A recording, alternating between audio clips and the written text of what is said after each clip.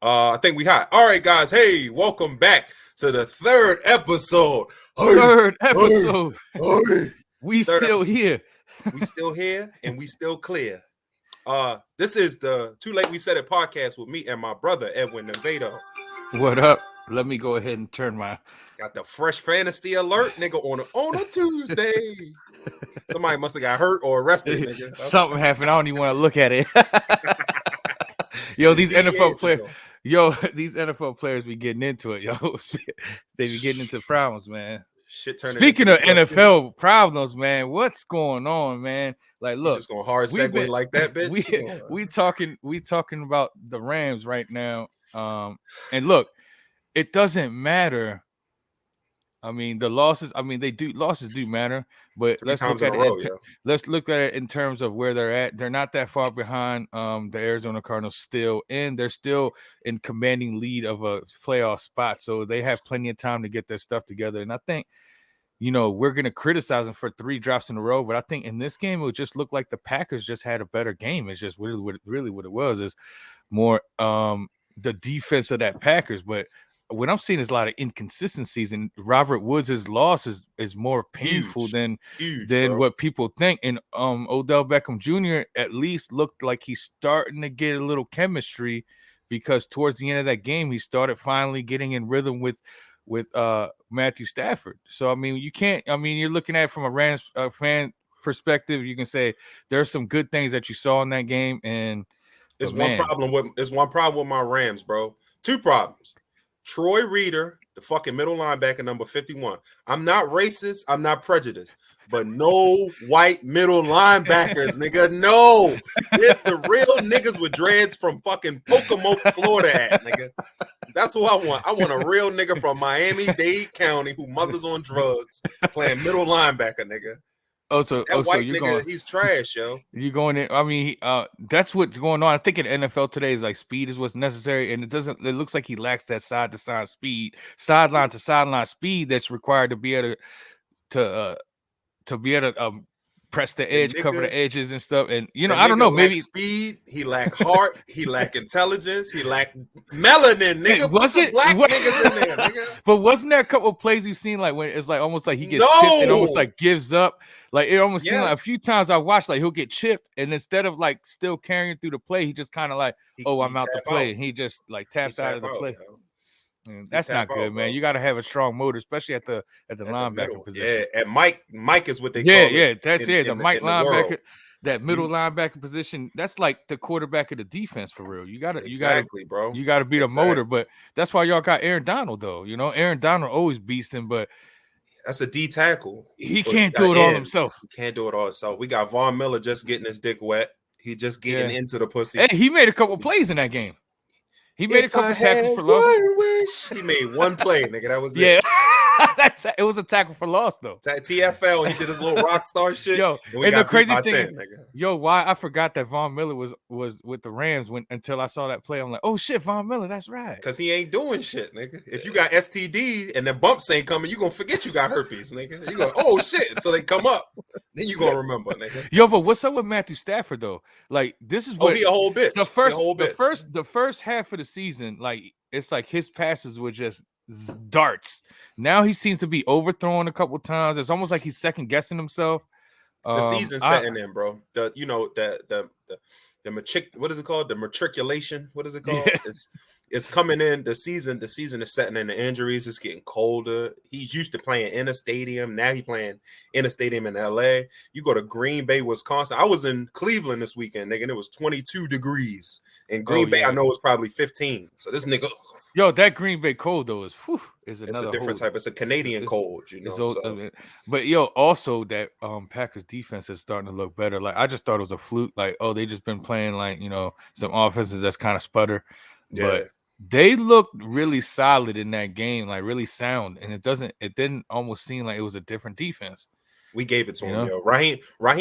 Like I said, we got 2 problems. Troy Reader, bitch ass, and Raheem Morrison. I'm all for black coaches, but get his black ass out of there. Get the white nigga out of middle linebacker and get the black nigga off defensive coordinator. They need to do swap 2 race spots. swaps. They need to Race swaps. They need that. Yo. Yeah. Get them niggas the fuck out of there. Fuck integration, nigga. Segregate them niggas, yo. All right, let's give the Rams a little break to process everything. We're gonna roll over to the Ravens because it's not the Rams aren't the only ones that had things to clean up. The Ravens, what we can say is that defensive performance against the Browns was probably the most spectacular performance that they've had all season, especially with the fact that they had problems tackling. The secondary has been inconsistent. But when you look at on the offensive side, the offense was carrying the team in the first half of the season. Now they've been struggling the past couple of weeks. And that's definitely dangerous. But I want to go ahead and just speak up for Lamar real quick because he had 4 interceptions, and that's unacceptable. But all is forgiven when you win. A couple of them interceptions are kind of like freak plays. The first interception John Johnson interception was crazy. Yeah, that Rashad Bateman was the crossing route there, and Lamar was thrown over his head, and it looked like Rashad thought that he was throwing to him, so he put his hand up and tipped the ball. So that was just like a freak play that happened. So you can't really blame Lamar for that. And it wasn't an errant pass. Yeah, it was an errant pass. And then the second interception was he didn't see that linebacker streaking up because that linebacker's been spying him the whole game. Right. So then in that moment, Lamar was thinking that he was doing the same thing, except he faded back, and Lamar was trying to throw Mark Andrews to the open spot and didn't see that linebacker creeping out. And that's the third interception he's made making a failed read, and that's just a reading.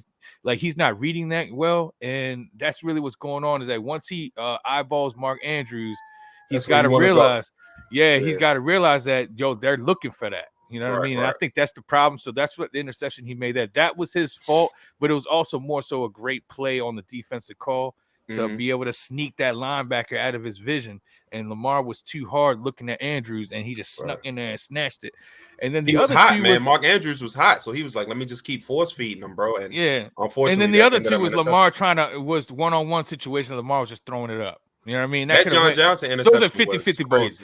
But was that crazy how that ball was around. Short and he Mark Andrews reached down and smacked the ball into his breadbasket and he caught it. That catch on that PI from Mark Andrews was ridiculous too. I was mad that they actually accepted the penalty, but I think that they didn't want to have a review situation there and possibly like lose the call. They're like, we need that yards more than anything. But man, when you looked at it in replay, he caught that ball. It was amazing. Clean. And it's off the record books too, because they got those yards by penalty. So that catch basically doesn't even count. But it's going to show up in film study, though. Well, yeah, they're going to be putting that on the highlight reels. And, I mean, they're going to see that that's an acrobatic catch and a crazy, like, heads-up play by Mark Andrews because it was an underthrown ball. Lamar was throwing it while he was getting hit, you know, and that happens. But it's also Lamar trying to – sometimes he gets in a position where he just wants to make a big play. And I think in those situations, like, yo, dude, just calm down. And those are 50-50 balls. So those two interceptions, you could say it could have went either way. And then every quarterback had that moment, like the memes be saying, "Fuck it, Mark Andrews down there somewhere," and he just throwing it down there. So he just launched, and it worked. It worked sometimes. Yeah, it works sometimes. But in that other one was an interception, and that was also because the ball was underthrown. And let's just remember that was not a catch. The interception with Mark Andrews was not a catch. If you looked at it, the replay showed they already called it an interception and they reviewed it, but the replay showed 3 angles where that ball hit the ground. The nose of the ball, yeah. The nose of the ball hit the ground and moved into his body. I'm like, yo, how they not going to just – but it was under 2 minutes. So, you know, at that point, there was no you can't challenge at that point because under 2 minutes, and I think the NFL failed that Njoku touchdown wasn't a touchdown either, bro. Yo, was that ball not bouncing between his leg and the ground like a pinball? Bouncing around. But it's all moot point because they ended up winning the game, but also that lets us see, you know, our offense has a lot of work to do as far as getting in sync. But I think that's partly had to do with Lamar missed a whole week and a half of practice on top of missing a game. And I think that's more rust. Oh, okay, for the COVID. Or so, yeah, not from the COVID, from the Louisville, when he went to Louisville. Remember, he went to Louisville and got that stomach virus from the Louisville players. But we was mentioning, but we didn't have the facts. But after reading that, what happened was that Louisville players got sick also when he went to go get his jersey number retired in Louisville. And then I'm looking at it like his immune system went from a super hot Miami climate to Louisville cold climate to a more cold climate. And then them having that stomach bug. And then Lamar got it. And that's why I think why he was sick so long. And that kept him straight out of practice. So I think he was just a little bit rusty. So he's got to clean it up. He's going against the Steelers defense that's probably not going to have TJ Watt because TJ Watt's on the COVID-19 reserve list right now. So vaccine list. Yeah, he's got to come up with some positive tests at I think 5 positive tests 24 hours before the game before game time. So I wouldn't marry. I wouldn't worry about that no way because the way he was getting away from Clowney and Garrett is like wow, bro. Yeah. But TJ Watt is. But you're right. Yeah, that's Myles 2 real niggas versus 1. Yeah. Clowney ain't no slouch. Yo, Clowney was looking so frustrated because he was trying to get Lamar so bad. Yo, was hitting the ground. He was hitting the ground and everything. Like, dang, I can't catch this dude. He was just elusive, man. He's elusive. Yeah, man. I don't know, man. It's gonna be a wild finish in the playoffs, bro. Hopefully we both make it. I am going to the Rams-Ravens game. So I'm gonna be in that bitch going hamburger. Is that in Los Angeles? No. It's here, M&T Bank. It's here. Oh, okay. Yeah. We up. Okay.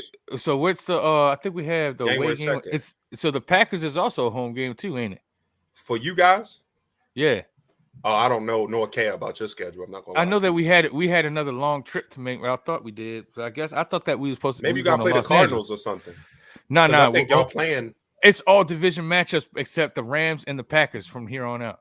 Because we're gonna play the Steelers next week, and then after the Steelers, we play the Browns again. Yeah. And then I think we play the Packers.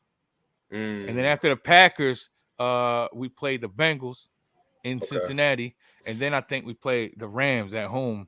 And then the Steelers game is going to be at home. So I think that's true. You're right. Because the last 2 games of the season are home games. Okay. All right. So week 16 and 17. And you already had your bye? Yeah, we had our bye in week 8. Okay, cool. Yeah. Did y'all have your bye yet? Yeah, we had a bye right before we got our coochie 8 this week. So it didn't really help us out. Yo, usually bye weeks like teams get rejuvenated, but hey, it's all good, Joe. The Rams are still in a solid position right now. They're in a solid position. We gonna see. I don't know. Not with our defensive coordinator. And with that win, the Packers took the number 1 seed, I believe. In the NFC, yep. And they're on top of the power ranking. So we out the top 10 now. Niggas, we in the basement. Man, how much do you feed into that power rankings? That thing changes so much from week to week. Like, and so many niggas chime in on it too. So it's like it's fickle. It's very fickle. The players watch it. Yeah. The NFL.com versus the ESPN versus the other sports outlets. They all have completely different top 10 lists. Jason Whitlock, coon and ass. Everybody got one. Some people be showing favoritism towards team, and then what's that? Skip got the Cowboys. Thomas Edward Brady. It's number 1. And the Cowboys are top 5 all the time.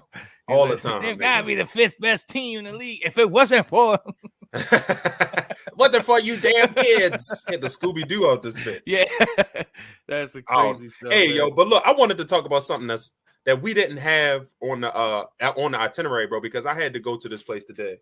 I had to go to the DMV today, man, and get my tags updated, right? And I know you probably experienced this. Everybody who's watching this probably experienced. Everybody who works at the DMV is probably the most disgruntled, uninterested, annoyed motherfucker that you're gonna ever meet in every situation, bro. And I understand that, but it trips me out to wonder, like, why do people always say, "Oh, I got a good government job. I work for the government. But then when they get to work, they pissed off. Like, what the fuck? That don't make no sense. If you happy about your position, you always gloating and bragging about a government job, but then when you get to work, when you interact with people, like I walked up to the lady, I said, "Hey, good afternoon. How you doing? I'm here to get my Did you make an appointment?" I was like, wow. Yeah. I got my appointment. Let me see.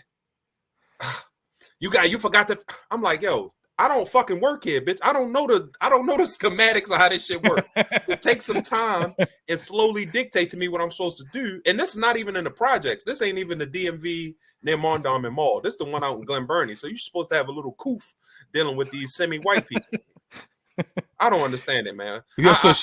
So yeah, that's crazy. I do experience that, especially at the DMV. I was like, everybody do, man. You don't even have to come to the counter being mean or irate. At all. They're already on the defensive. They on like 10. They on like 10. Hey, like everybody that comes to their counter is gonna yell at them, so they gonna beat them to the punch. Yeah, nigga. Like, I'm out mean you, nigga. It's like, just so you know, if you thought you was gonna come up here yelling. I'm for King Kong ain't got shit on me. I'm gonna show you. It's just crazy, man. That was my Mr. T voice. I see. I saw the mohawk popping out your head. I pity the fool came here trying to get their tags renewed. Raggedy bitch, man. I don't know. That was just on my heart and my You need mind, your social security number, five proofs of your address, piece of mail, your mama's birthday, your daddy's birthday, a picture of your dick, yeah. All types of shit, man. Shit, just to get your fucking shit. I don't know, man. If you watching this and you work at the DMV, calm the fuck down, bro. Everybody, the way you greet people will dictate how the situation go. If somebody come to you on some asshole shit, I'm a firm believer in that. I'm gonna give you what you give me, and if you just coming at me crazy, and plus they know they got the little police officer there, you need them. So I feel like sometimes people in that situation just get an ego boost, and they can shit on people in this situation, so they do it. Could it be that they got some kind of like underlying contest amongst themselves against the employees? How mean can you get and get away with it? Maybe shit. Maybe because it seemed like it's like good one on that one. Did you see the way he looked at you? High fiving each other shit in the break room. That nigga gonna go home and beat his wife. We're gonna hear about him on Channel 5 News. Like, ridiculous, crazy, man. yo. I don't get it, man. But everybody calm down, no matter what you do, whether you work at the DMV or the fucking pay window at McDonald's. Calm the fuck down, bro. Calm down, man. And that was my spiel on public relations right there, bro. But I did take your recommendation, man. I wasn't going to watch it, but I did watch the King Richard movie last night, man. A very well played out movie, man. I liked it. This was at 2:30 in the morning. I watched it all the way through. Dang it, 2:30. I sleep on everything, and I was able to watch that the whole way through. What you think about it, bro? Well, man, I think it because from the title, you're like, the first thing you think is, oh, is this the Venus and Serena story? Or is this a King Richard story? And the funny thing is, like, it's named King Richard and he's the highlight of the movie, but this is more like a family movie. It's showing you the dynamics of the family, the hardships they had to go through, and also how all involved they was in the process of being there. Like, in the process of them getting their first contract, with the coach, and he's like, this is an all family. You get Venus and Serena, you're getting the whole family. All of them. You know what I mean? Except for Tundi. Yeah, she going to college. I mean, the movie just really shine a light on, like, the whole journey. It wasn't just about, like, King Richard himself. His wife had played a big role in them, but I mean, it was his plan from the beginning. And he had a booklet, he had a pamphlet on what they was going to be. Yeah, so he knew exactly, and I think the movie was just good because Will Smith, and just about the whole cast, they shine. Like, every cast member in that movie, especially the young girls playing Venus and Serena, like, really embodied the characters. And also, as we know, that Venus and Serena were on set a lot of the times. They directed it, helping the process of authenticity. How it should act. Right, and that was good, and I really enjoyed the movie. I saw it on my own when it came out, and then that was our Thanksgiving movie that we watched as a family after Thanksgiving dinner. We watched that movie together with our family, and we all enjoyed the movie. I'm sitting there watching YouTube videos of, like, the debut of Venus and stuff after the movie was over. Yeah. Going, oh snap. Yo, but how accurate. I don't know if you looked at the YouTube that interview when he was like, you're talking to a young black 14-year-old girl, leave it alone. It was two different settings. Yeah, if you look at the YouTube video, the actual interview, Will Smith damn near nailed that exactly verbatim, to the T of how it was on the YouTube. I was like in disbelief. Even the accent of Richard Williams was embodied in how I'm like, Will Smith, he's not getting enough credit. Like, how he has not won an award yet? Like, what's going on? That well, because he Like, let his wife cheat on him. That's why. But other than that, I'm sure he would get. I'm sure he would get it. I want to know how they made this nigga teeth look like King Richard teeth. He had the exact same teeth as King Richard. Hey, yo, movie magic, son. We'll never know. That was primo. One thing I liked about the movie though, and I don't know how realistic it was, and I hope that it is. I hope that it played out like this in real life.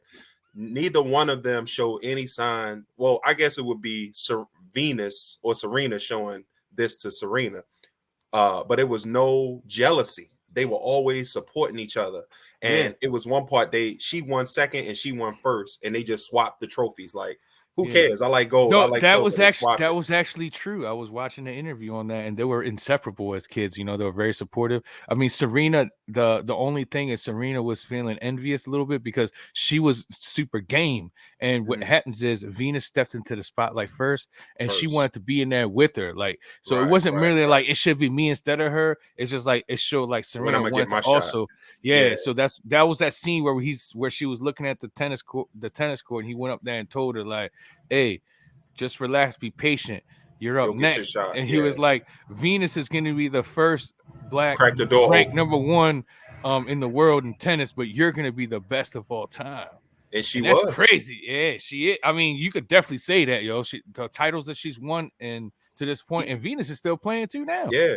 Regardless of male or female. Regardless of male or female, she's probably pound for pound a GOAT, she's bro. a beast, man. She's a beast. And that's really how at a Compton. Oh, here's a tidbit that I learned in the movie. Remember how they moved to Florida and stuff with the RV? In real life, they moved to Florida, but after being there for a few months, Venus and Serena, their father moved. He moved their family back to Compton. Oh wow! Because he thought that it was making them soft. Oh shit! I don't know the validity of this. Somebody see that, put in the comments the validity, but I read this somewhere saying that that's the only thing that was different. It's one of the first times where the reality is actually more hardcore than the movie. A little bit, yeah. So tough. It's like, so he moved back to Compton, because I guess he said because the atmosphere was making him too soft, and he wanted him to be. He wanted him to understand, that they're living a high life. But you gotta the reality of life is how people are gonna see you. You may be living here in the luxuries, but people still see two black girls from Compton. So I think he wanted them to understand that dynamic so they could always be smart and stay ahead of that, And he sort of said that. I think before they moved to Florida, though, they was at that like party or they was at the club, and he was like, y'all sitting up here like the Queen of Sheba with y'all legs crossed. Get your ass up. We going back to the house. It took him back. Yeah, took him back to the think hood, that was the scene I think that was the scene that kind of represented what really happened. Was he was like, nah. Because remember he said everything that comes here is with a price, yo. Yeah, all this shit got hooks in it. Even if it's free, it got hooks in it. Yeah. That's true, bro. Yeah, that's very true. That's very true. So I think that's why the movie was so good, having the family involved in it for the most part, and also showing the impact that the wife had too. So all these feminists that was down talking the movie saying, this is a story about two black women and empowerment, but you're gonna highlight the man. It's like, nah, bro, you're highlighting the family. But the reason why Venus and Serena, as they said, wanted the movie to highlight him was because they came out. He had a lot of bad press because he was very outspoken and on camera being outspoken, and people were talking bad about him. So they wanted to understand that this was it wasn't all grimy, right? Yeah, it wasn't how y'all seen it. They wanted them to see that their father and how they seen him. He was the first LeVar Ball, yeah, because we know the history. We know the history. We don't need to learn and see them going in the ranks of becoming the greatest tennis players. We already know that truth. They're showing us what we didn't see, and that's how they got there, and why their father should have been highlighted more, because he was the blueprint, or the cornerstone. Right. You know what I mean? To how they got to it. Sure. Yeah, he set the foundation to where they got, and all his girls was official. Not just Serena. Yeah, all of them. Yeah, they all spoke. All of them was official. He used that contract to get them all educated, speaking multiple languages. It wasn't a game with him, He was about uplifting and empowering his kids. But there's a lot of negative flack because he has kids outside of that family too. So people talking about, Sometimes you gotta give up on this. Sometimes you gotta. Everybody can't go with us, nigga. They highlighted a piece that one time in that argument in the movie, just for a second, when they're arguing in the kitchen. Yeah. He said, "Oh, we going there," just to let us know, like, yeah, that. But we weren't highlighting that because I think in a way they're like, in the interviews, people get mad, like, why is Will over here talking so well about Richard Williams and how it showed him, new parenting techniques and all that. And Will took a lot from it, but this guy did this and this and this. It's like, you know why? Because it's not Will's place to sit there and highlight somebody's negative past.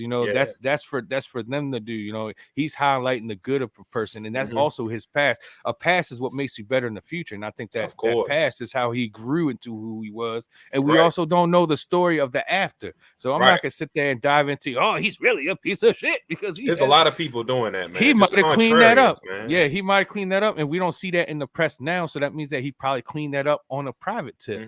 So and even if he didn't clean it up, man, he made 5 black women the best women that they could possibly be.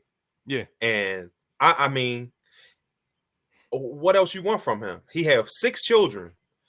Or did he have 7? 6? I think he had 6. He had a boy, and then he had his 5 girls. Yeah. So 5 out of 6. If you look at you talk to a lot of parents, you're not going to be able to make a Serena and Venus Williams.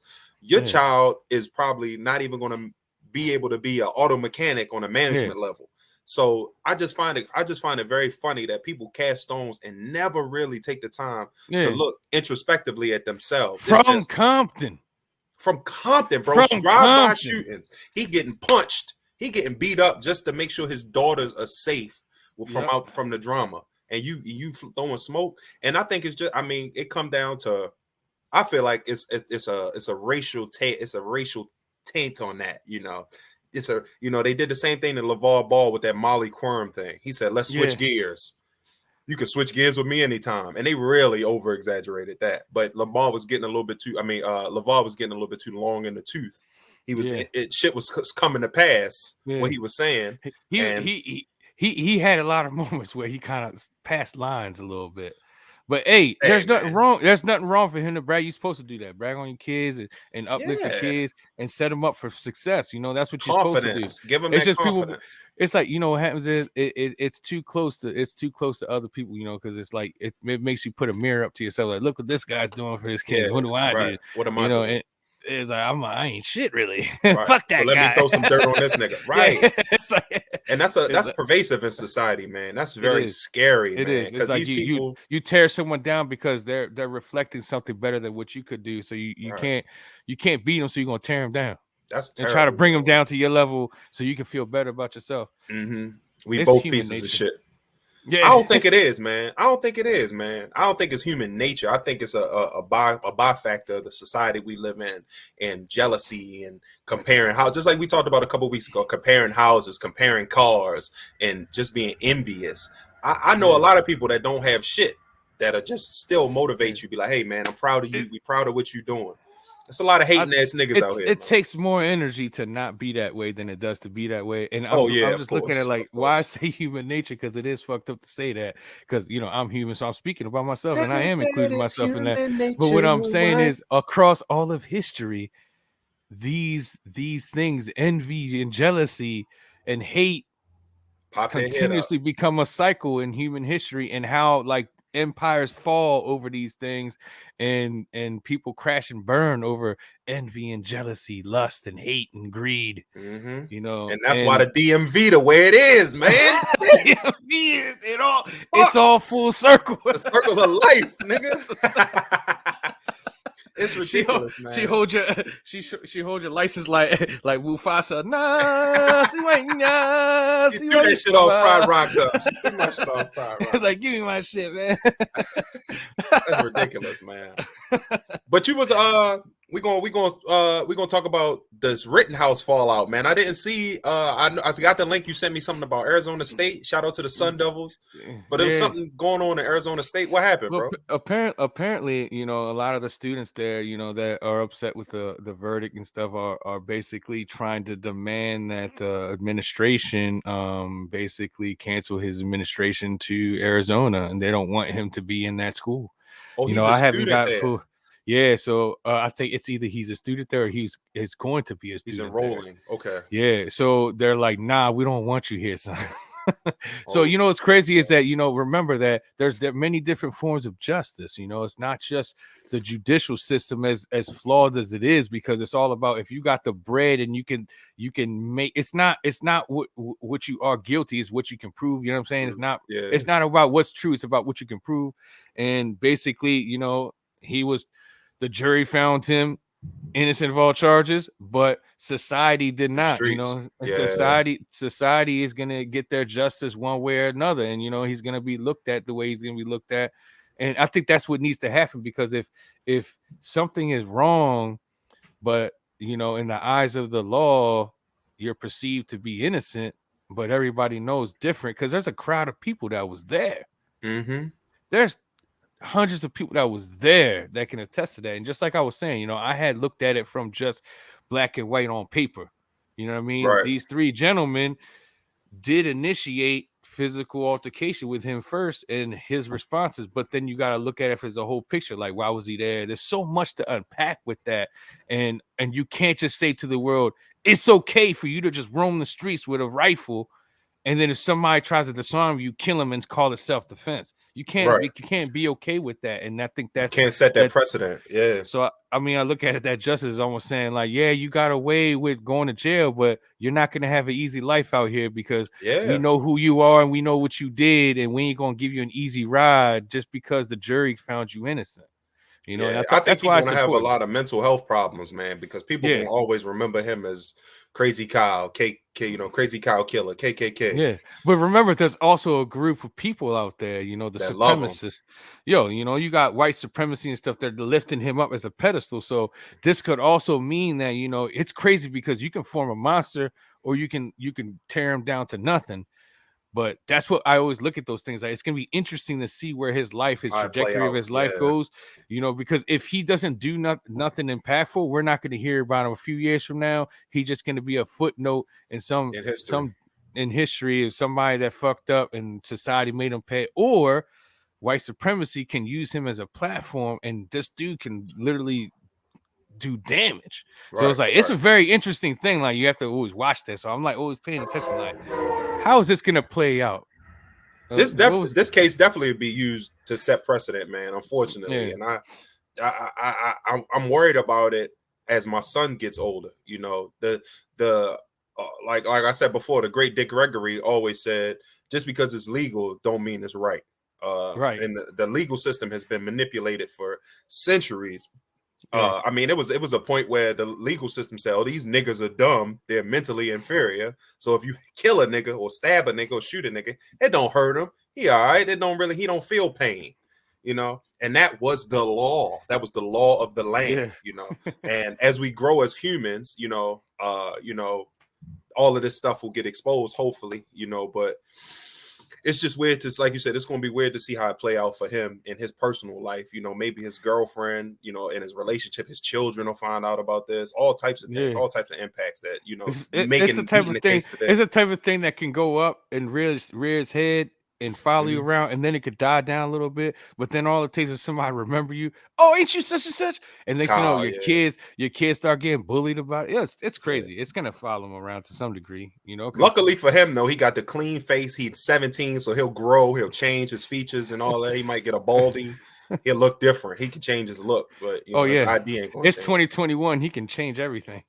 Yeah, he might cyberpunk 2020 it. Then 2077, nigga turn into a green person out this. Yo, they already got shows out here talking about what alter ego in that show. Dumbest show I've ever seen in my life. It's like, alter I can't ego. Sing on this. That. It's a show where contestants, it's like another version of The Voice, where contestants, instead of you seeing them, they're freaking have avatars come out on the stage. You never heard of that show? Nah, I don't be watching too much syndicated TV. It's a singing show, and then instead of the people coming out on stage, it's called alter ego. They just come out as avatars, like blue. He'll be blue, like just Daft like exactly Punk? What you said. Exactly, yo. Yes, yo. Look that shit up later on, yo. It's Alter trust me. ego. I got through 2 episodes of that, and I was like, I'm done with this. Alanis Morissette is a Fuck guest this host. shit. Nick Lachey is a guest host. Nick on there. Lachey. What's the other dude from Black Eyed Peas? What's his name? Will I Am. Yeah, Will I Am's one of the guest hosts, not host, but one of the judges. Alanis Morissette, and Nick Lachey. And I don't know the other girl, the girl that dated Elon Musk. What's her name? That producer singer chick. White lady. Yeah, white girl. Like she dated Elon Musk. She's I the just other call one. her white lady. I don't even know who she is. But I see her. She's yo. Hey yo, I don't want to make fun of people. I really don't want to. But do you it, know how nigga. People be clapping like this. I don't know. That's what made me not watch the show anymore. I was watching real quick because I like competition shows. I'm all about seeing competition shows. Okay. She was clapping like this, bro.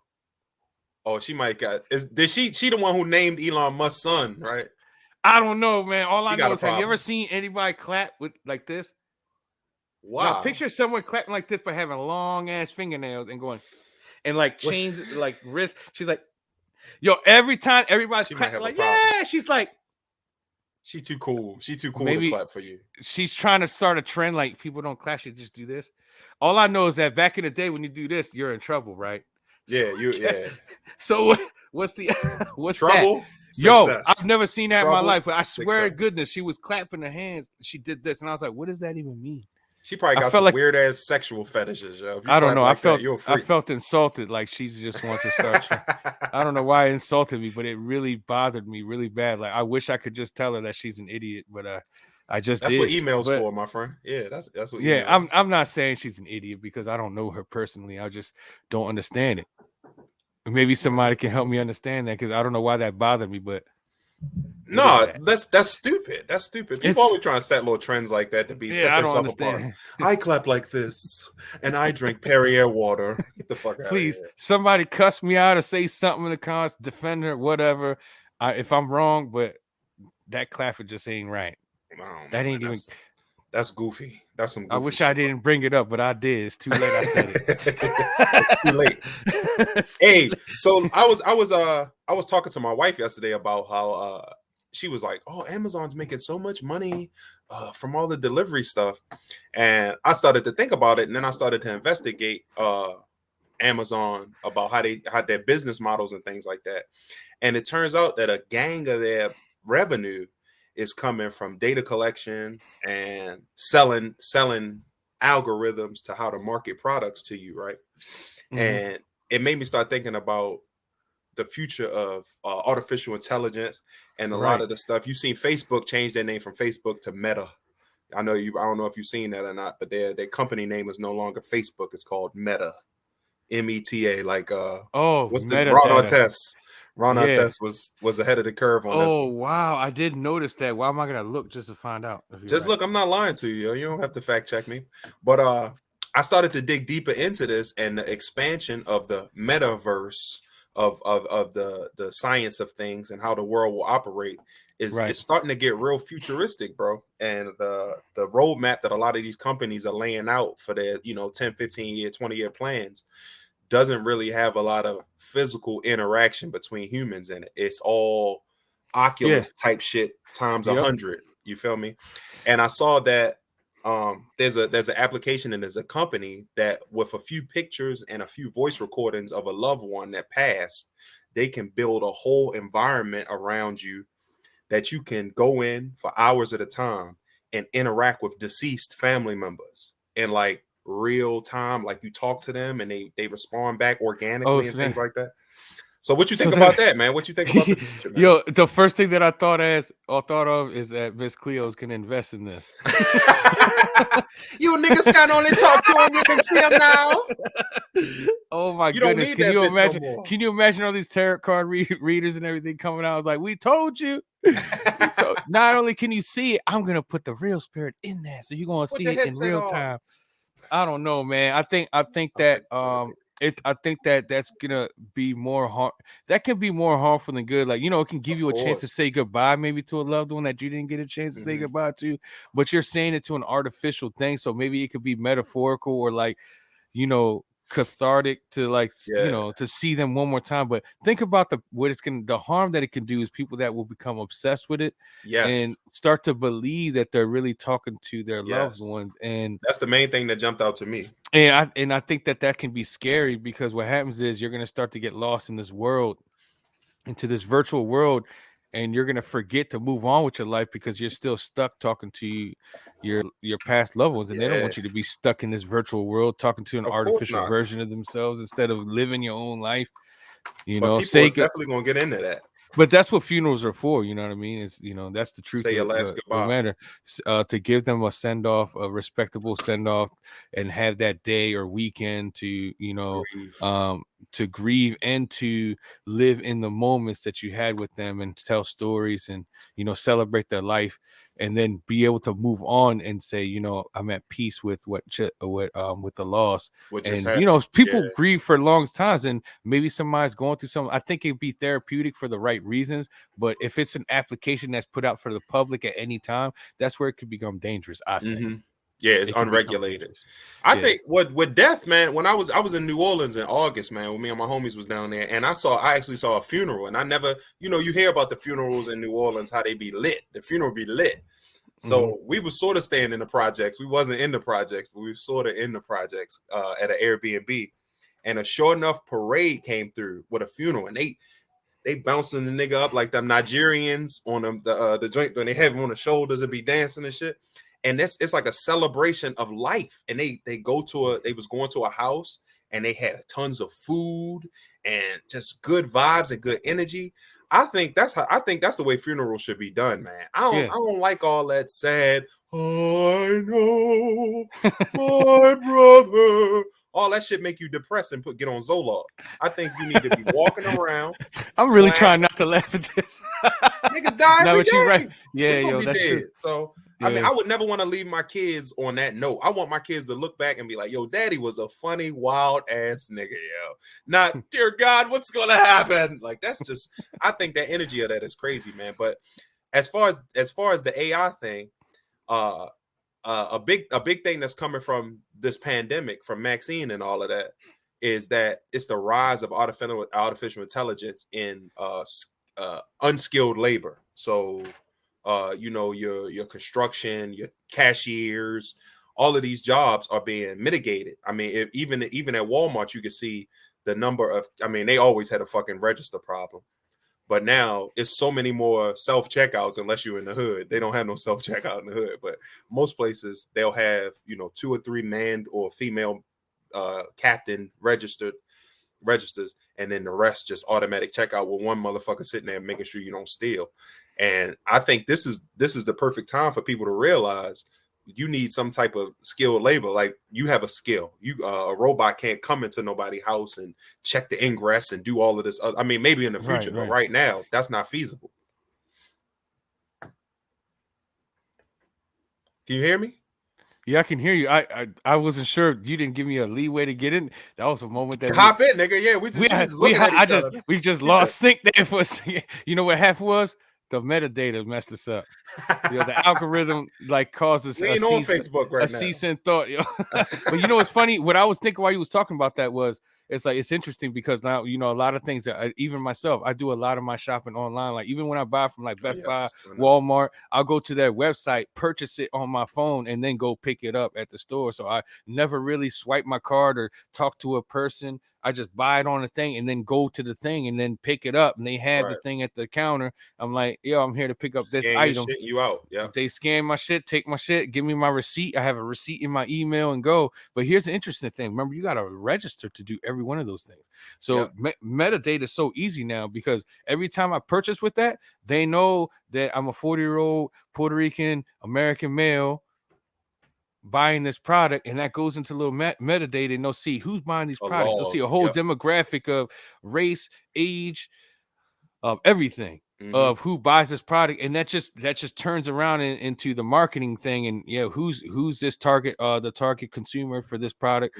and that's why you start to see the commercials that you do that they're designed to target the consumers that are most likely to purchase the product, and they don't care about the rest. So it's like, Yeah, everything's metadata now. Even what we're doing now, we're online this will and get on social algorithmed up media, for sure. and someone's gonna watch a podcast that speaks to a similar topic of what we're talking. Next thing you know, we're gonna fall into an algorithm just like the rest of the thing, and just starts a cycle. Like everybody didn't fall into a hole. Like you go into a hole. You're on YouTube. You're going to a hole. You just watch one interview of Will Smith.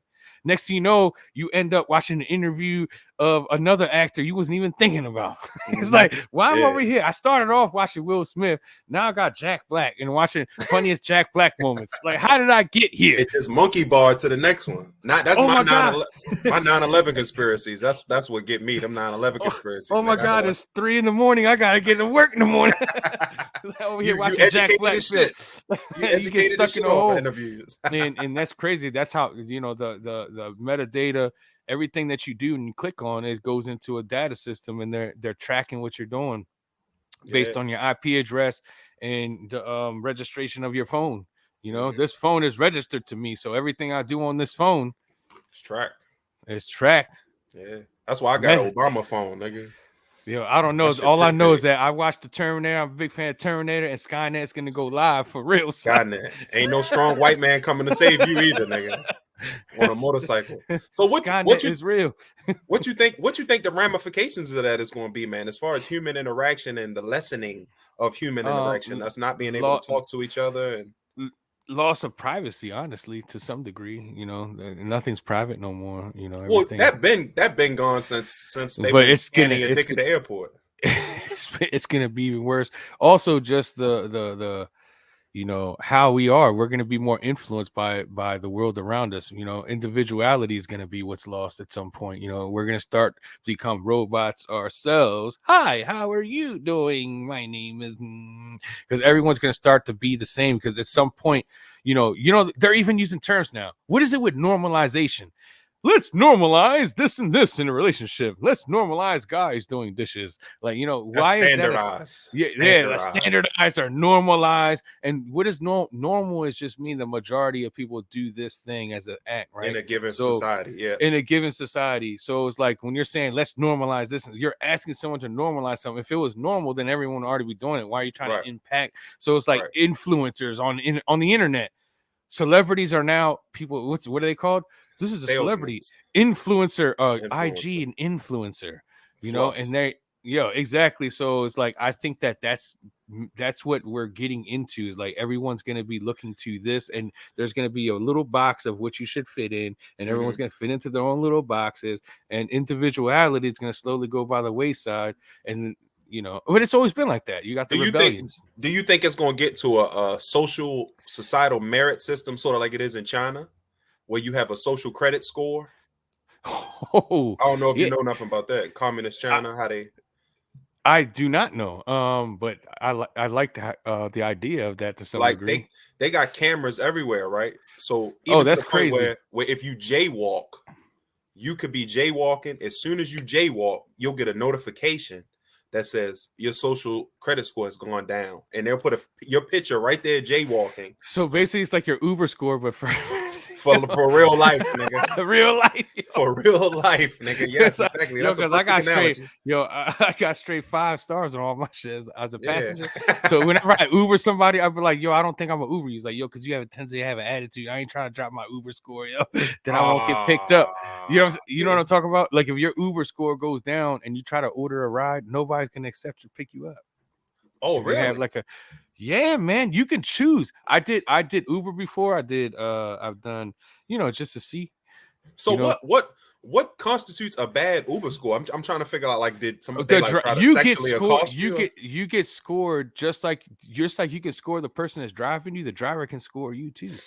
I always hit them with a 5-star, even if they got For the most part, everyone does that. That's like the normal thing to do. The normalization thing is like, if there's no reason for me to give you something worse, you're just gonna get a 5. That's what I do every time.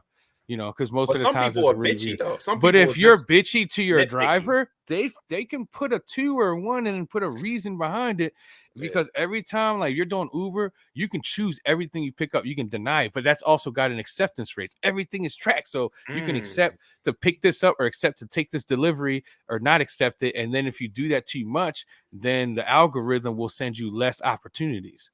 Oh, really? So Wow. that's why your acceptance rates is high. But if you see a 1-star pickup, if your acceptance rate is high, you say screw that, and then you send it off. Then that 1-star pickup's waiting and waiting and waiting. So He not getting no work.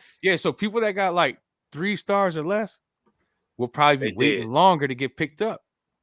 And you said the app won't even send them they won't even send them the opportunity because their score is so low, unless it's nobody Well, if else. your score's so low, it's gonna send it out. What I'm saying is people will just ignore it because it says 60. Let's say if you're driving Uber, it's gonna give you like a driver that's ready to be picked up, and it'll give you like 60 seconds to accept it because you are one of many drivers around. So whoever accepts it, it gives the person that's closest the first shot. So if you're the closest, it's gonna send it straight to you, and you're gonna have 30 seconds to say you'll do it or not. And if you don't do it in that 30-second time, it's going to send it to the next closest person. You lost. That's how it goes. Or you can just straight up decline it. Clicking. Off top. So, but they track that too. You can't decline too many. Yeah, because it tracks which is called your acceptance rate. You have a high acceptance rate or a low acceptance rate. That means that the algorithm will say, this dude never takes jobs, so we're not going to send it to him. I'd rather just sell drugs. But you see how that works is that the same thing, your social score, you're talking about China, that's probably what that does is they're looking at you and judging you by all your little but that's so much the implications is so much more in just regular life. Like that's what I'm not saying. Fucking like it's you. This dude jaywalked. There's a you should demerit and then what happens is you go apply for a job. They'll probably look at your social score. That's the main thing. Yes. And say, dude, you're a jaywalking piece of shit. You argue with people at stores. We don't want you. Piece of shit. So I just look at that like, you see how expressive I am about just my Uber score? Can you imagine being in a society like that, bro? It's coming. Every little thing that you do is gonna be scored. That's gonna make anxiety to another level. At that point, you're not even human anymore. Yeah, you're just like you said. Everyone's gonna be popping Xanax and Zoloft just to live day to day, man. Just to get through the day, like. And then now, just like I said, everyone's gonna become robots because you're gonna get squeezed into this little boxes. You ever seen the show Black Mirror? I heard of it. I think I've watched a couple shows. It's like some weird topics. Like I think wasn't there an episode where I know which one you're talking about. I know which one you're talking about. That's the one niggas always go to first. Fucking each other in Street Fighter, nigga. Chung Li.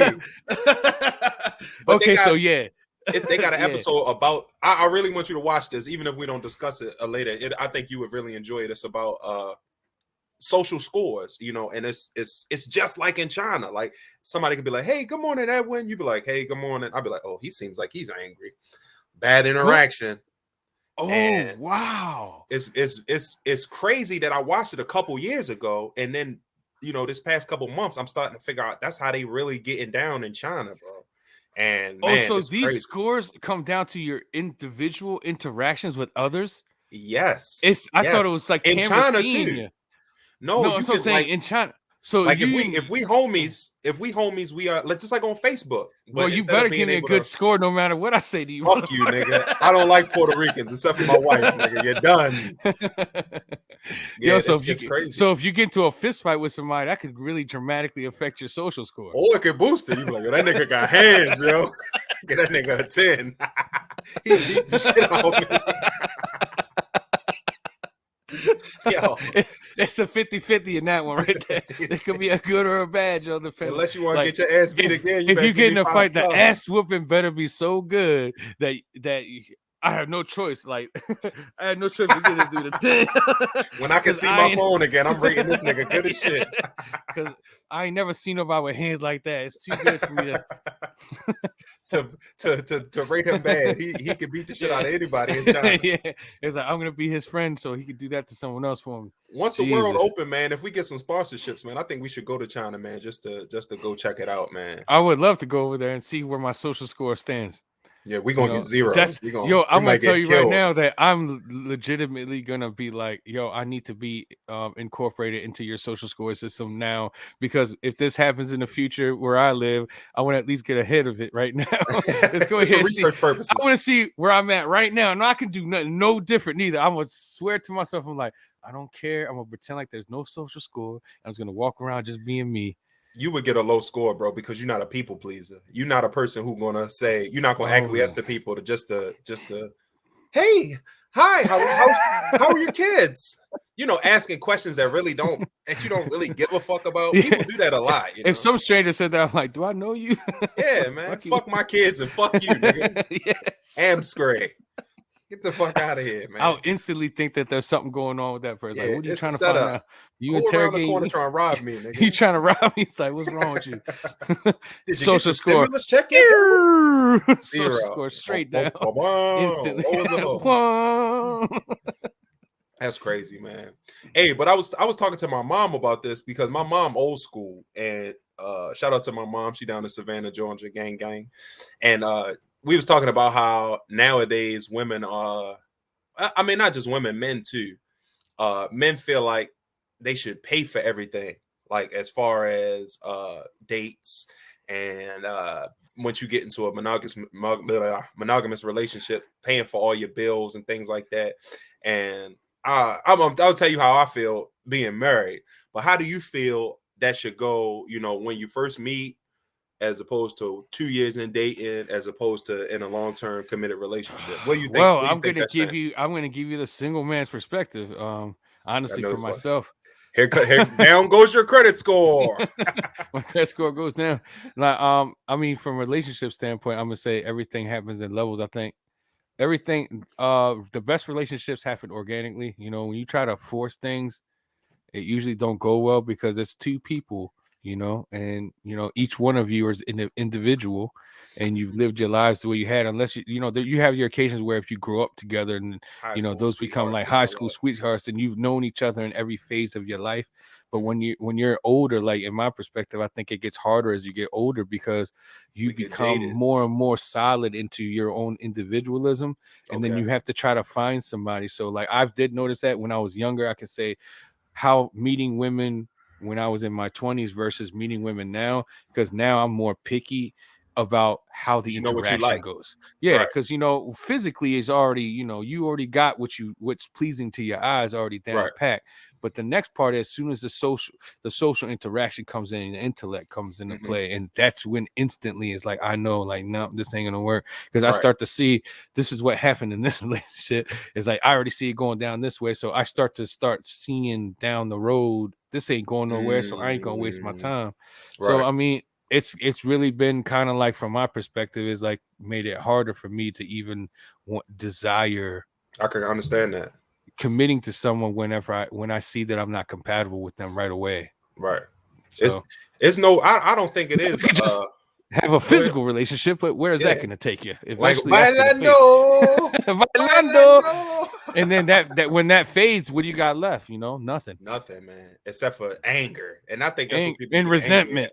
Resentment, man. Resentment because you're mad that you wasted your time. Right. And I think, me and my wife had to go through this at some point too. It's like the expectations that we put on each other. We have to realize that she's not going to be everything that I thought she was going to be, and I'm not going to be everything she thought I was going to be. And that's the weird medium that you got to find. It's like, how much am I willing to sacrifice from, just like buying a car, you like, all right, I got this much money to spend. I want a motherfucking 2022 Suburban LTZ, leather seat, sunroof, automated navigation, but my money ain't there. So where do we look at in ourselves? And this sort of getting away from the financial side of it, but where do we understand what shortcomings we have?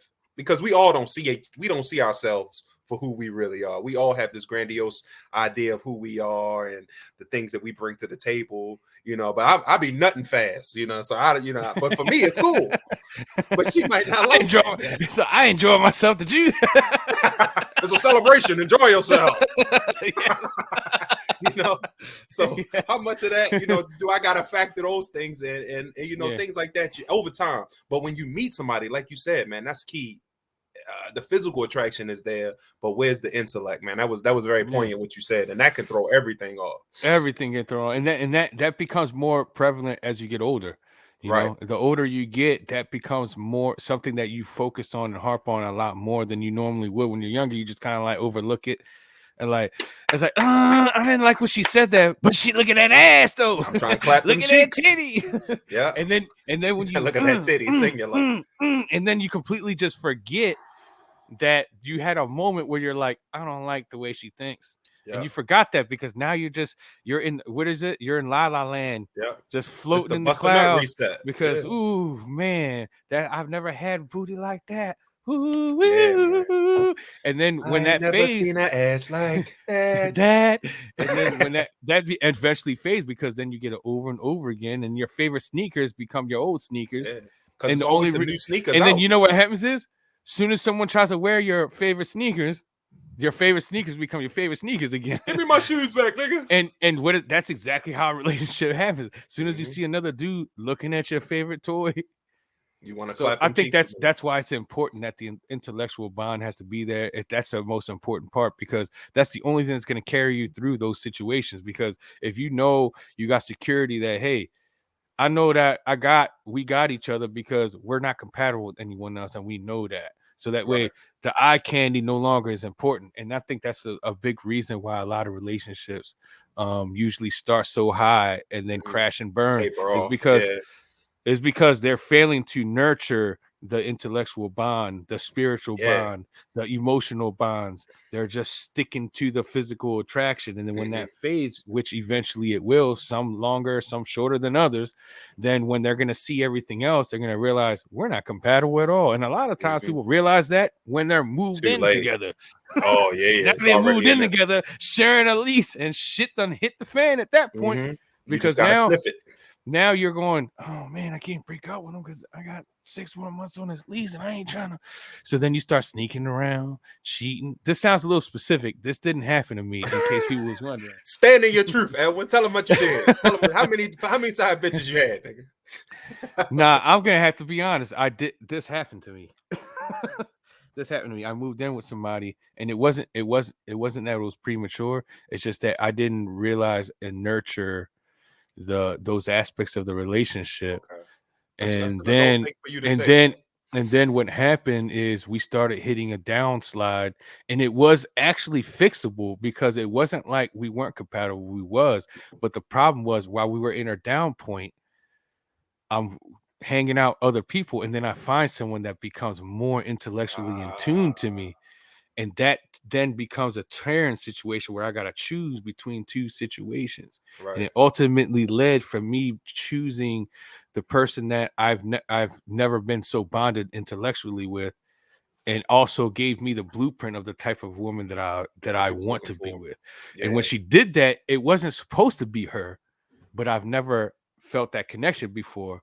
So then I failed and disconnected with that relationship, hurt somebody's heart, only to find out that the person that was just a blueprint of what I was supposed to be. It wasn't supposed to be her. And that failed 8 months down the road. So I left a 2-year relationship for an 8-month relationship. That ended poorly. And then here I am. Now you saving a ton of cash, though. I bet you that, motherfucker. Oh, yeah. You know what's funny is? You don't, hey, you can never lose bitches chasing money, but you can lose money chasing bitches. Put it on a t-shirt. That and Maxine. That's our two t-shirts. But hold on, like I was saying though, so what do you feel about how do you feel about payment though, financial, like splitting? Like I feel like me and my wife, I don't expect her to pay for, I don't expect her to do 50-50.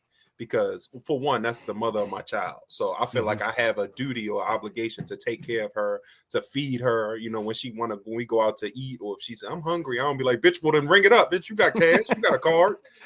I don't feel like that. She talking about a 60-40, but if we go over the books, nigga, it's a lot different, cuz. 70-30. Yeah, let's keep it rolling, nigga. 80-20. Keep going down. 80-20 is talking about about 95-5, hey, nigga. That's a I think that 695. I think that has to do with each relationship is different. I think that just falls into how you guys that's part of the bonding process, where you feel comfortable as a couple to be. Me, I'm kind of old fashioned like you, where I have the need to be A the provider. provider, and Yes, I'm sir. gonna do that the most. But I've also evolved and accept when a woman wants to cater to me, and I accept it. But Let your sometimes I ego do down a feel little bit. strange, and actually recently I just went on a date where the woman treated the whole thing because she said she wanted to, and I was like, I gotta get used to the idea of that, so I allowed it. But the whole time I'm like tense because I'm going, I should be the one. So it felt very awkward. That's actually the first time, honestly. I'm being a little truthful here today. That's our And that shit, was man. just a couple weeks ago, and I went on a date. I was it weeks ago, days ago, a few days ago, and she treated the whole day, the whole dinner. I mean, it wasn't like an extravagant dinner, Some women do but that just to show that they invested. Like it's yeah, not. I'm yeah. not here for a And free meal. and I appreciate. And the funny thing is, after the awkward feeling that I felt because I'm used to always being the one doing it, Your I pussy felt got wet, didn't it? if I felt appreciative because I was like, dang, that means that when I do want to do it, I know that she'll let me, It's but I deserved. know that it's not required of me. Right, right, right. And It's because of deserved. that, it kind of like made me feel it's like, so I think that it kind of goes in tune with the people that are dealing with each other. It's like it's a Right. bonding process. You got to feel Mhm. comfortable with it. So if the woman wants to pay all the time, but the man wants to pay, that could cause problems too, because now you're both fighting to be the provider, and that doesn't Right, right. bode well. It's not gonna work. So it seems like that's a good problem to have, but it's not, because it's It's still not. a problem. Because so it really just comes down to the couple, the two people. I think every situation is going to be um completely dependent Individually on the based. on the on the individual couples Yeah. themselves. Like, we have to be on the same accord and like the same things, not Mhm. exactly, but have to be able to compromise properly and be able to flow together. Yeah. I You know feel what I mean? like I So feel like I feel like that keeps what if your her wife humble. wanted to pay for everything? You would let her, right? Even though you feel like you want to be Nah, the provider. nah, because I mean we know each other's financial situation. So I would never put Yeah. her in a situation where she's No, overexhausted and you just said you put her. I didn't say that. I asked you, how would you feel if she says, I'm gonna treat you? Obviously, she would be well, I able mean, to. yesterday, If she offered it, that means that she could have been saving for extravagant weekend to take you on. well, You're gonna also, even a more recent, like yesterday was my birthday, my 34th birthday. oh, happy I ain't belated thank birthday. you, bro. I ain't plaster it on social media or nothing, but she got me a lot of things, and two of the things was NBA 2K and Madden. And right now I'm caught up on that cyberpunk game and I'm studying for a network certification. So I'm not really playing no games. So I told her, hey, you could take those games back because I'm really not gonna play them shit. She's like, no, no, no, no, no, no, no, no, no. And I say all that to say I don't want her to overexert herself because I know that it's unnecessary. Like a lot of niggas will just take, take, take, take, take. You'll Yeah, see a yeah, lot yeah. of guys these days. Oh, my wifey bought me some J's. She bought me a Montclair jacket, and it's all status. But I don't feel like you have to get me any your actions in our house. You cooking for our kids. You make sure they get to school on time. All of that shit is your investment and is more than just monetary. So if she's putting in services, she doesn't necessarily have to provide financials. You understand what I'm Right, saying? right, But right. in a new relationship, that's obviously not going to be a. I mean, maybe if she come through and you already got kids and she taking care of your kids, she on some stepmom shit helping you out. I guess, like you said, it's all individual based. But I Yeah. would never ask her to go above and beyond just to prove to me that she can buy me some Yeah, shit. in a lot of relationships are like that. It's almost like you're putting a pressure, or you're trying to say, why are you trying to pressure? Like, prove, that's how you prove. It's like, you know what? I'll tell you what. I lived in Louisiana for 2 years. It's crazy Mhm. because I start to realize that where you live also shows you the different culture, the cultural Yes, differences of men and women and how they are. The dynamics is very different in Louisiana. very Um, much.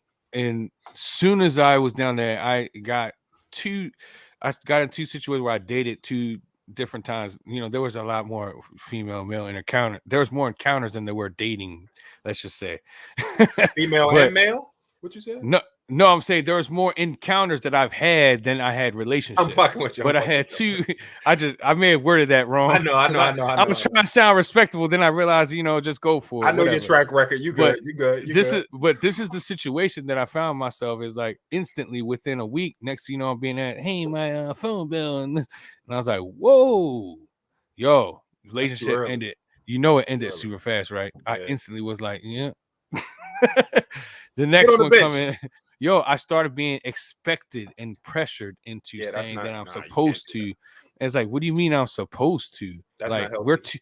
Before I got here, were you paying that? Or were you sitting here waiting for the next relationship to pay your phone bill? Be having niggas on a rotation like that though. But I don't agree with that. I think you're an adult. You got to take care of yourself. If you can't take care of yourself, you should not be in a relationship. You shouldn't be dating. Nah. You should be standing on your own without anybody's help, so that you don't put that pressure on somebody else. Because there's nothing worse than you're in the beginning of a relationship and next you know you're in like financial crisis, and then you look to your significant other and be like, hey man, I just lost my job. It's a very stressful in that situation. If they lose their job, things like that. Well, no, I know. What I'm saying is that should not be something that you put on somebody early. You know what I mean? Put that kind of pressure early, because it's not cool, because it's going to change the dynamic of your relationship. Because then what it can lead to is having that person think, oh, you're completely financially relying on me. So that means that you really don't love me or care for me. You just care for the fact that I can money. Or they gonna make, or you gonna be their bitch, male or female. It's like, I take care. I bought you them shoes. Oh, nigga. I take you to work every day, nigga. Now you her Patsy. But that's what I found while I was in Louisiana, that it became instantly like an expectation for me to automatically start kicking out dough. Was that with multiple women or just that one instance? Just about every relationship that I began down there. Yeah, for the most part. Yeah. Damn. I'm glad I ain't getting no side bitches while I was in New Orleans. But you know what? That doesn't mean that's the whole state. It just was my experiences. Right. You know what I mean? So I can only go off my experiences, but I did notice that. And then, up north is a lot different, where to me, women are more independently, they're more independent. New Orleans is up north is more progressive than the South. The South is more old school. It's like, all right, we fucking now where my groceries, here go my car insurance bill and all of that shit. You automatically inherit all that. I also seen situations where I'm a cable guy, so I see a lot of people in their home living where usually up north it's usually the wife is at home, you're hooking up the cable, and you call, it's like, my wife's home, and she's gonna do that. It was the opposite down south too. I had a lot of situation where the husband was the one not working, and the wife was daycare. Wow. I mean, I don't know. That's just, I saw that a lot more than I would have seen, that I've ever seen up north. So I did notice that too. So I was like, that's kind of weird.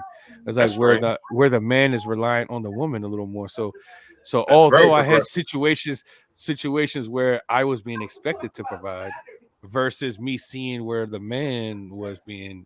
So it was very weird. They was the home. It's almost like down south is like one-sided. Like one person is the provider. Yeah, like down south, it's like one person is the provider and one person works. But it's one, where normal, I think the normal couple now is like, the man and woman both share all of the responsibilities. Where I'm a good cook, but I'm a mama's boy. I'm the only son, so I have 4 sisters. So I've learned how to cook early. So I cook all the time too. So I kind of use that as my little ploy too. The first come over time, get some of this good. Yeah, I cook, and then it's like, ooh, this man can cook. But then at the same time, does that mean that I'm okay with the woman not being able to cook? I feel like, I don't know. That's a turn off for me. It won't last. Yeah, it won't last. I love to cook, but I also enjoy cooking with someone. Like, like sharing like recipes and stuff. Like if the woman that I'm dating can cook, we'll be in the kitchen. Like you cook this and I'll cook this, and we're gonna put our meal and we're gonna put our dishes together and make one dish. And I'm gonna slap your butt with the wooden spoon. Yeah. So it's like, although I love cooking, I also would like for my woman to cook too. A teammate. Yeah, it's and that's what we all looking for as a teammate. And I think everything should be flowing like that. And then it's like, a woman that can change a tire is also a plus. Change a tire or change their own oil. Change their brake pads. I don't want no Nah, chick who can but change would his you brake ever? pads. I mean, would you change your? I change my own brake pads, tires, and all that because I that don't know saves how to do money. none of that The shit. I labor. don't know how to. I'm not mechanically savvy like that. But I if my just know chick, the. I just know the basics. You know, I okay, don't know you don't know like how to fix a carburetor, no shit like that. nah. But I can fix an alternator because that was my military job. Oh, you was a diesel engine mechanic? Not an engine mechanic. I did fuel and electronics, so I worked on I didn't know you alternators was in the military, and Evan. alternators and starters. Yeah, Thank you for your service, I sir. was in the army. Yeah, appreciate Okay, it. hoorah! All right, my nigga. Or Yeah, was that the Marines? I don't know. yeah. That is Marines. The Sorry about army that. we go who Hold, who. hold up. We the boys. That's Yeah, what's up, nigga. Hey, but but yeah, so it's another form of Ram in the news, man. And this time he was the same situation, same domestic sort of oh yeah, this yep. domestic situation that stemmed for the event that happened. But unfortunately, this young brother is gone. His name is Otis Anderson Jr. He was in a I don't really know. I'm gonna let you roll this one out, man, because I didn't really read too Yeah, much about it was a well, apparently because all of the facts. This happened actually last night around 9:30 p.m. Monday night. You know, Yeah, and all of this news surfaced this morning. So this is actually fresh hot off the news. press. You know, right off. And apparently there was a hearing today at 2 o'clock. But the details that I got from the case was that it was an altercation with Senior, with his wife, who is Otis Anderson's mother. And I guess within that domestic altercation, the son stood up for his mother, and in that altercation, it led to gun violence. And it's very tragic. You know, it's like I can't believe it, but he ended up shooting His own son. his own son and killing his own son of his name, the junior. Did he And kill then the mom too? so the mom survived. They both made it to the hospital, and Otis he died in the hospital from the gun wounds, Mm. and he ended up being arrested on 2 counts of murder, 2 counts of murder, and also he injured his wife. His wife. So it's just crazy. I was reading that and I could not believe it. He was an undrafted free agent, University of and Central Florida. University of Central Florida. He was actually a star player for that college program, and he went undrafted, and he was on the practice squad with the Rams, and he was let go in September. So he was an undrafted free agent, and his life is just beginning. 23 years old, man, killed by his own father. What in the hell, bro? I mean, I know it's not no reason, but I'm curious to see It's what it was. Was he drunk? it's Did he come it's home? Like, I have to think that it's just the heated moment, you know, but that's the reason why you don't bring guns into those situations. You know, when somebody owns a gun, you know, it's like you have to like look, I'm in the military, right? I was in the military. I'm not in the military now, but I was in the military, and I don't believe in owning a firearm unless I really feel like the need that I would need to, then I would go ahead and take the opportunity to do so. You know, being in right. the military, I'll get the clearance. You know, I have no felonies, no violent crimes or anything. You know, I have a Nothing that pretty would bar clean you from record. getting a gun. Yeah. The only thing I have on my record is traffic citations from speeding when I was younger. So I mean, Mhm. I wouldn't have no issues to Getting a gun. legally own a gun and probably get the concealed carry permit with no problem. But I'm not gonna ever look to do that because what happens is how you feel. I do know this: how you feel when you have a gun versus how you feel when you don't. Mm. Those are two different things there. And it's a mentality thing, you know, it's a mentality thing. It's like understanding and focusing mentality. So this father owned the weapon, but how is it that he's gonna allow that weapon to come in involvement with a In a domestic family dispute? situation, With a right? family situation, because that's really didn't make sense because it would have been okay him and his son get in a scuffle, they kick each other's ass, and maybe he hit his wife a couple of times, and you can still look at him like, hey, you're a piece of shit, but why did you bring the gun into the situation? So there's two reasons, like, you know, either he had the intent or it's a heat of the moment, and now this dude's That's what I probably think it feeling was, man. terrible being locked up knowing that he just killed his son. And And you know, pretty much deaded his whole marriage. It's a wrap for his marriage, man. And this sort of hit home for me, man, because when I was 6, my mom and my dad, you know, they was estranged at the beginning, and she was dating this guy. and we were staying in Loudon Park. I don't know if you know where Loudon Park is, apartments. And she was with this guy, man, and they was in the bedroom arguing, and he hit my mom. And I was 6 years old, and I was 6 years old, and I ran up on this nigga like, stop, stop. And this nigga just whoop, popped my ass too. You feel me?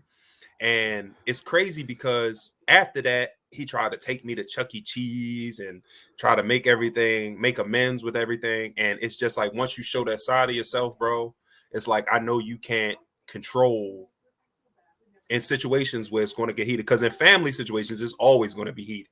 It's never going to be a crystal stair as far as a family situation. And I just can't imagine anything my son could do. I mean, and for him to stand up for his mom, the father was probably in the wrong. He was probably doing something that he shouldn't have been doing, and he like, yo, chill the fuck out. You wilding, mom's out, probably pushing her. All this will come out. So this is all speculation. Yeah. But I just can't see a part of me. Alcohol had to be involved because or drugs or something for you to be like, son. He was probably proud of his son when he was playing college. He was probably proud of his son when he made the Rams team. And to draw down on him and actually fire and then fire at the white team. Yes. So that's like, it's like a conscious effort. It's like, first you have to have a conscious effort to reach for the weapon. To bring the gun, like you said, to bring it out. For you to think that this is where your mind is at, because everybody knows you don't have to be an intelligent person to know that a firearm is a lethal weapon.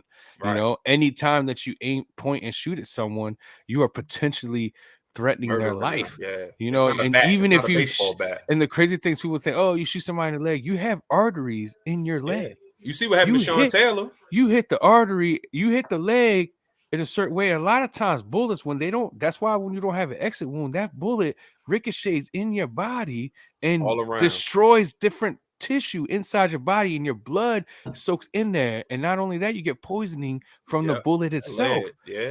People will bleed out fast from a leg wound. Arm, shoulder, doesn't matter where you hit somebody with a firearm, it's a potentially lethal wound. Even shooting somebody in the foot could be. If the wound is in a certain specific manner. So like you can't sit there and go that artery. So it's just, there's no way to think otherwise. You know, when you pull out a firearm, this means that your intent is to kill somebody. You're not saying I intend to just injure you, then hit them with your fist. You know what I mean? There's two levels to being an asshole. You know what I mean? Which level do you want to be? You'll hit him with your is a definitive action. Yeah, you're basically saying, I don't care if you die. Yeah, because you got to go to the hospital. That's not nothing you could talk about later. There's even if both of them survived, that would have changed the dynamics of it. It's just, I'm just trying to think of where his mind was at. It has to be, he had to have been impaired in some way. You know, sure, maybe there's a background. Maybe he has a background of like PTSD or he has some kind of like mental disorder as far as like anger issues. You know what I mean? What is that called? Bipolar disorder. Bipolar. You know, where you have trouble controlling. But even when niggas try to claim I was bipolar, I had a mental instability, then put yourself in you are still liable for that. A lot of people try to get a pass. That's why and if that's the case, then that's why you go, how do you have a firearm? Right. You had to have it illegally. Why do you? So it's not like this is, look, we got to remember, this is a 23-year-old young man. And he stepped up without hesitation. That means that this is not an isolated incident. There had to have been situations where him as a young man has witnessed his father and his mother getting physical and stuff like that. So that means that you are aware of your family dynamics. Why are you holding a weapon right now? Right. So there's got to be more to the story. You know, we got to wait till the story fully releases so we can try to understand it. But, you know, it's hard to really fathom and try to accept, you know, a man killing his own child. You know, we're both fathers. So how can we even, That's what I'm saying. Yeah, man. I can't even fathom that. There's no reason. And even too, like this matter does hit close to home to me too, because I had my mother's ex-husband was unfortunately murdered by his own son, you know. Man. You know, I'm not going to get into specifics of their relationship, but you know, that was the outcome, you know, because it's not my place to talk any further, but you know, that's the outcome. That's the first thing that I was thinking about, you know, a child killing their father, a father killing their son, you know, family killing family, you know, your blood of my blood. On the holidays, man. That's crazy. It's an ugly world, bro. Okay, I'll change it for you, baby. Go ahead. Give daddy a few more minutes. Daddy life, nigga. I can't imagine hiding my kids, yo. It's crazy, bro. I know, beautiful. Come here. Come say hi. Come say hi to Mr. Elwin. Okay. Hello, and the whole YouTube world too. Yeah, say what's up to YouTube world. All right, now get the hell out of here for y'all be deep faked on some nefarious shit. But yeah, man, that's just dark, man. It's just dark, man. But it's real. It's real, and it happens in a lot more places than society would like to speak on it about, man. Everybody, a lot of families deal with that, dynamic of fighting and arguing, but to actually pull up on your baby, that's unforgivable, man. I hope him and Zach Stacy go to jail together and have a fucking Rochambeau for lunch. Oh wow, yeah, Zach Stacy. I have to look into on the next episode. I'm gonna look into that to see where it was. I know there was some hearings that was going on with that, but both them niggas. There's really not much more to talk about. He's just a piece of shit. Honestly, yeah, he's trash. He's trash. We're not gonna shed more light on that dude anymore. But yeah, man. All right, so we coming up on an hour and a half again, man. Our discussions when we first started this shit said we're gonna do 40 minutes. We said we'll do 40-minute shows, tight 45. That seems like the sweet spot. 45 minutes, yo. It's not too short, not too long. And an hour and a half later, we didn't even cover all the topics once again. Let me see. We got some rollover minutes. No, we got Rittenhouse. We got Rittenhouse. That was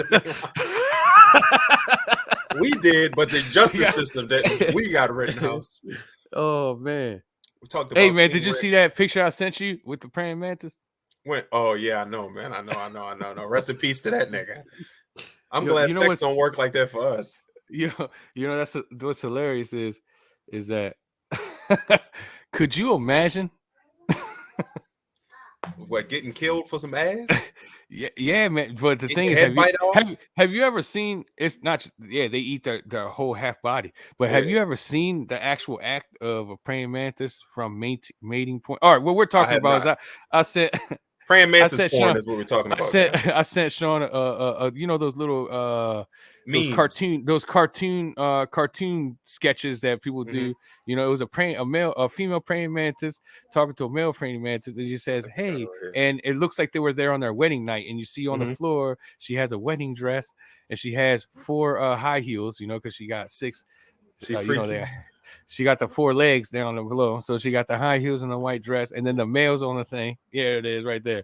And she says, "You know what's about to happen tonight, right?" He's like, "Nah, my mother never told me, and I never met my father." He got the ass gone, nigga. Yo. Oh, I didn't notice the heels on the floor and the see the heels. You see the white wedding gown. It's their wedding night, so they're about to consummate their marriage. But unfortunately, he's not going to see the next day. I wouldn't have no sex, bro. I'd be. But they mate for hours though, man. They attach at the abdomens, and the male's behind the in the insect world. The male usually is the smaller of the two, and the male's behind the female. And after he's done mating, the female reaches back, snatches the male, and eats out him. the pussy. And the crazy thing is, what's been studied is that the males do this even knowing that's what's gonna happen. But you know what's crazy? It's like it's a willing sacrifice, because the nutrients that they get from that meal is what fuels the fertilization of those eggs. Hey, so that's it's like sacrifice a lot of people not willing to make. People ain't even willing to raise their kids, and these niggas willing to die for their kids. So I said that just to say, is like my friend. I sent that to another friend of mine, and he was laughing. He was like, "Rest in peace." He was like, "Damn, what would you do if you was a praying mantis?" And then me and my stupidness answered, "If I was a praying mantis, I would instantly transition." Right then and there. Right after you finish. No, girl. Bitch. You ignorant, yo. So he was laughing his ass off, and I'm like, bro. Instantly transition. Instantly, son. Yeah. Oh my god, you can eat my dick. That'll be the surgery right there. My name would be Edwina instantly, yo. I put an A right at the end of that name, Edwina. Have you ever met an Edwina? by the way? I have, man. When I You lived in have? Sacramento, I met an Edwina. Yes, she was bad, bad, bad. How is she? Is she cool? No, I She mean was cool. personality wise. I'm trying to understand. Like, I ain't really get to know her on a personal level, but yeah, she was cool. she was cool. That's a She very was cool. odd name, isn't it? Because Well, it's a big Latin culture out there in Sacramento, so I met a no, I lot of. mean I understand that culture or not. Just Edwina, just saying it is very strange to me. You would think she would be the one that's changing brakes, like you was talking about earlier. No, but she was a girl. She was a girly girl. She was a girly She girl. said you would think that she'd be chasing. That's a Hey, there's hard. nothing. Hey, there's nothing wrong. I know a lot of very very feminine women that can change their brake pads or no, I mean just change their own tire. You know Yeah, change a how tire. When you how get past the often tire, how often have you been driving down the highway and then you'll see women on the side? You see them with a flat. Have you stopped and changed a tire for them? I'm not stopping to help change no tire. Male, female, elderly. Nah. Oh, okay. I didn't Hey see man, too many. I didn't see too many Lifetime stories. I ain't trying to end then up in no I'm trunk. glad I didn't die because I've done that way too many times. Yeah. Doing cable. I think I was the one time I remember the most. It was like 6 a.m. I'm driving because at the time I Oh my lived God. in Weirton, West Virginia. It's in the Panhandle of West Virginia, and You risking your life. I was working in Pittsburgh, so I'm driving down the highway to go to Pittsburgh to go to work to go to the office, and it was snowing. I mean, we're talking about 6 to 8 inches of snow on the Oh, it's ground, coming down. and Okay. apparently she spun out and went into the embankment and was stuck. So I seen her and all I saw was her pacing back like this. Like she threw an interception. And I always go, what my thing is? I don't stop everybody on the side of the road. I just get a feeling. And when I get that feeling in my gut, like it always says it's like almost like a voice in my head says, if you don't stop, nobody else will. Okay, all right. The So Lord told you to stop. I think maybe it's that. We could say a divine intervention moment, where God's like, hey, if you don't stop, help first, no one's gonna help first. So I just went to the Did you side get of a the road. number? Nah, man, I wasn't there to get her It was number. I was there to platonic. help Okay. out. Yeah, so I pulled over. Honestly, God's truth. Never asked her for her number. Okay, all right. I You're a honestly gentleman. was getting I pulled over and she was crying and stuff because she said her phone was dead, so Oh she my couldn't call God, she was in nobody. dire straits. That's why her hands was like that. She was crying, and I was like, "Relax. I don't know if I can get you out of here, but here, use my phone." I gave her my phone. I was like, "I'm gonna try to figure out how to get you out of here." She started calling people. While she's calling, I'm looking like, "Dang!" So I'm like, I took cable Damn, out she my thick. truck. I took cable out my truck and wrapped it and braided it together. I don't know if you've ever done this, but if you put the cable and loop it and put it together, put it inside your drill bit in your drill and just spin it, and then it braids it together to make it strong. Oh, you a Like real cable guy, nigga. You a real cable guy. the two pieces like this, and then when it spins, Like a it twisted braids it. pair. Yeah, I so I got you. put it inside the nose of the drill and just and it spins it. Till So it's then mega tight. it makes it so it doubles up the wire. So then Okay. I did that and I made a long one and then I wrapped it underneath her bumper and then wrapped it around my hitch and I pulled it Pulled right out. out. I first broke the first attempt. It broke. The second time I was like, listen, I know I can get you out, but I need your help. This is going to take a lot of planning. So listen to me. I told her carefully. You are going to, as soon as you feel me, put your car in drive. Reverse it. Yeah, put your car in drive. As soon as you feel me yank you, the instant you give it Follow it. gas. Yeah. Give it gas with me, but keep your foot ready to brake. The minute that we get you, I'm gonna pull you to the shoulder. So you don't tap I my said, shit. please, as soon as you get on the flat surface, let off the Slap gas the and brakes. brake. Yeah, because so you don't slam me in the back of me. She's like, okay, Yeah. okay. Sure Did enough. she do it? Yep. Okay. Without incident, she got out. See, you should have got her number, Edwin. That was the one. That's interesting how you say that. I didn't. When I'm in those moments, I don't think about those things. She gave me a big hug and embrace, and I said, "All right, I'm late for work. I gotta go." I think I may even get attitude. Oh, I was like, all right, now I'm late for work. Get off me, bitch. No, I didn't give her I ain't attitude. here But for that. I knew I was late for work, so I was like, I'm late for work, so I got to get going. So I'm glad I could help you. Thank you much. Did you tell her your name? And then I was driving. Yeah, she knew my name. I think I said my name was Edwin in the beginning. I don't remember if I did, honestly.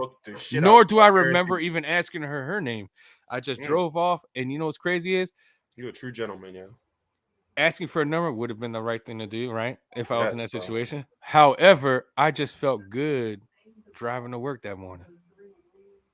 Just because I was like, more power to you, bro. I felt more like I was like, yeah. I was more happy. I was like, dang, I was like on point, braiding the freaking wire. You MacGyvered Thinking about I MacGyvered that joint. I was like, tactical I strategy. got it out. You should have Bailando that, yeah, for sure. I've done that a couple of times in my lifetime. You know, help somebody on the side of the road, male or female. Yeah, you know what I mean. I don't help a fucking soul. It's always good. I think you should always go with your gut. Your gut tells you help this person. Well, I got Crohn's disease. My gut is bad, and I'm not doing shit. I'm not helping a fucking soul. You don't trust your gut because your gut does you wrong. I don't trust my gut. She bad.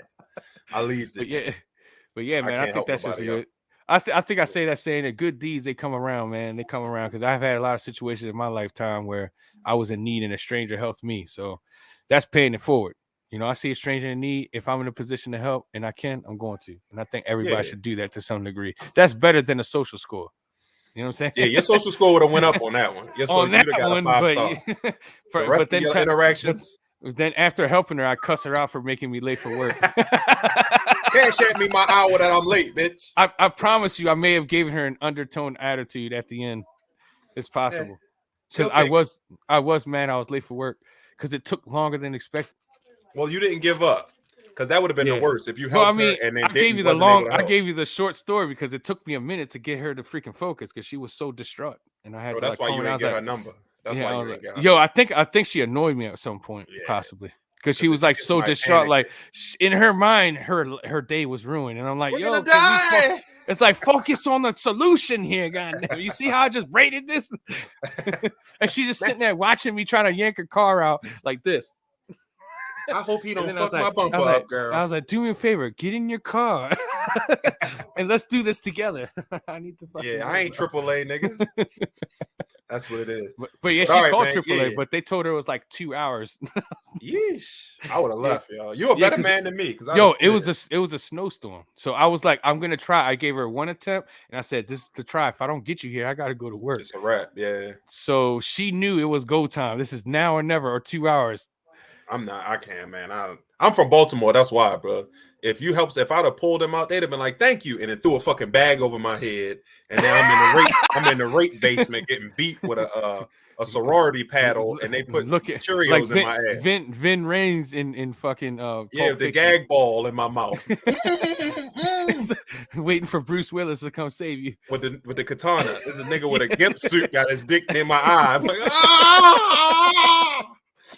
I don't want that life. Yo, but they were successfully doing that though. Remember? He came then, oh no, they were hitting the other. It was two dudes, right? No, they was fucking Ving Rhames. Oh yeah. Masturbating, watching. The other dude was like, yeah. Yes, they was clapping his cheeks. He was clapping his cheeks, yo. That's why he ain't, because he wanted to kill Bruce Willis. Yeah, and then he told him like, you just get out of town. I better not see you again. Because they was fucking my man, bro. Yo, Bruce Willis's girl was fine as hell too. That little in that movie, the little Croatian chick or I think she was Croatian. I'm getting fat. I got the pot belly. I was like, girl, you bad with that pot belly. Yeah, girl. She was. But she was so innocent almost, wasn't she? I know, man. She was so innocent. I was like, she had no idea her life was in jeopardy. Because they'd have killed her too. And I live right around the corner from the immigration office too, man. If anything go awry with my wife, I'm pulling up, nigga. Yo, getting me one of them immigrants, bro. It don't take much. It don't take much. Oh my god, homeless women. Yo, women straight are we trying to break a record and go for 2 hours? Is that? Yo, no. I'm gonna cut it. Man. Yo, you know what's crazy? Every time you cut it, I think I keep bringing back in. That's my bad. That's all right though. It's captivating. Your story of valor in the snowstorm was captivating. Yeah, but, I don't know. I gotta go out and what time is it? It's only 8:30, but yeah, we running. The last one was about this long, an hour and 37 minutes. So, but yes, ladies and gentlemen, like that's the norm. It was a pleasure. That's the new norm. It was a pleasure always, Edwin, brother. I can't wait to read some of them comments. You know, moving forward as we start to increase our subscribers, viewers, comments, everybody, man. We love you guys, and we are genuine. You see our banter, man. We're not actors. We're not. No personality, and the camera lasted the whole hour and 37. You know, clap it up for Edwin at home, yo. Clap in the camera, kids. Clap it up for Mr. Edwin. Clap it up for Mr. This Edwin. Camera lasts another week. I don't have to buy another camera. Yeah, this $30 camera's working. Balling.